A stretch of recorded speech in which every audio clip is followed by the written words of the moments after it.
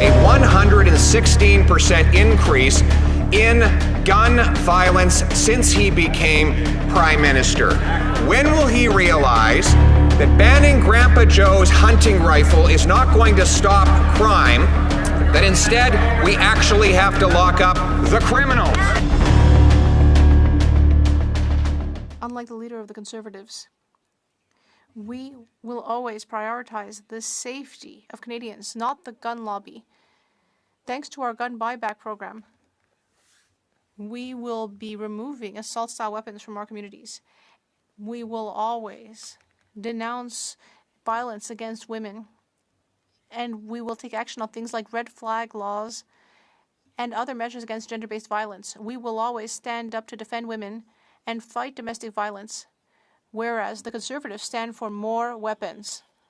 Well, let's see what the police have to say about that after a 116% increase in gun crime under this Prime Minister. And a repeat violent offender out on early parole allegedly murdered a 34-year-old woman in Toronto on Sunday. The Toronto police had this question, and I quote, "For the Prime Minister, how was this person, with their history, allowed to access a firearm and be alone with a partner when they were supposedly living in a supervised community setting? What answers are you providing to the victim's family or our communities who continue to see the heartbreaking results of your weak policies on crime?" End quote. The Right Honourable Prime Minister.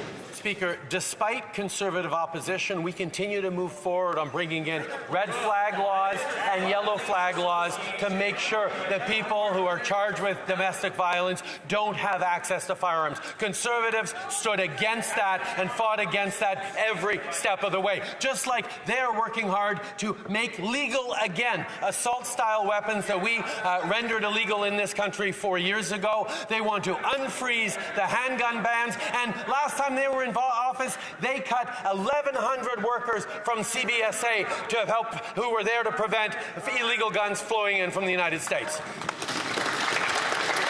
The Honourable Leader of the Opposition. Speaker, he has not banned a single gun. He's spent over $60 million to fail to take a single gun off the road. He's had to give it an amnesty to reverse all of the announced gun bans that he did, standing in front of a cartoon image of a scary Hollywood-style gun. And what has been the sum total of all of this? A 116% increase in gun violence since he became Prime Minister. When will he realize that banning Grandpa Joe's hunting rifle is not going to stop crime, that instead we actually have to lock up the criminals?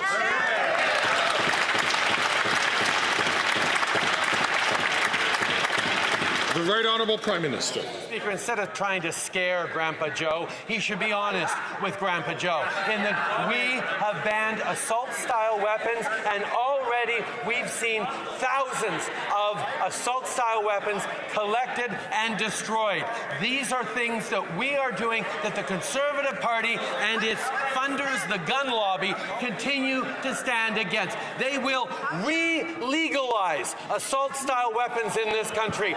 Unfreeze the market on handguns. That's what they promised the gun lobby, and they hide behind Grandpa Joe because they can't admit it out loud.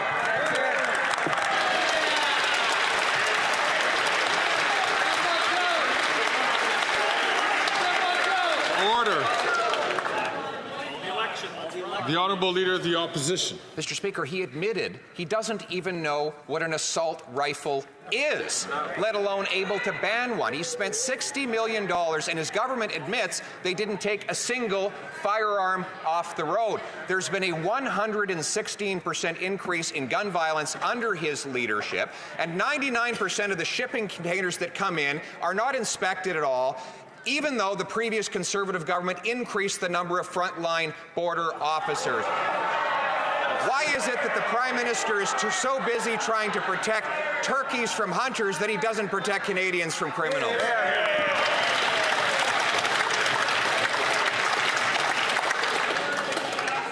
Order.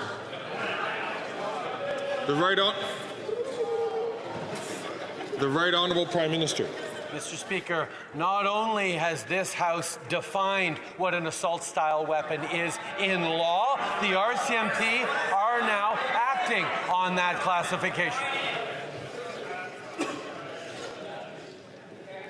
I'm certain all members can exercise restraint here.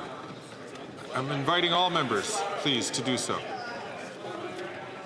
The Right Honourable Prime Minister from the top, please. Mr. Speaker, not only has this House defined what an assault-style weapon was over the objections of Conservatives, but we are now removing those guns and destroying those guns while we compensate those who lawfully purchased them. That is what responsible gun control looks like. Unfortunately, the leader of the Conservative Party has promised the gun lobby that he will re-legalize assault-style weapons, reopen the frozen market for handguns, and make things more dangerous for Canadians and particularly for women right across the country. Shame on him!